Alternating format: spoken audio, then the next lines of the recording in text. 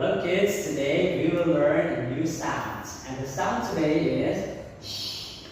Again, sh. Our first vocabulary, let's have shell. Sh, sh, shell. Number 2, this is what we call fish. Sh, sh, fish. Next, we have here the word brush. Sh, sh, brush. Brush. Next one, this is a big ship. Ship. And this word is wash.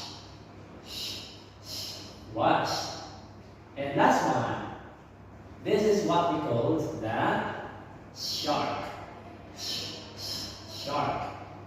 And for your structure, what is it? It's a. What is it? It's a shell.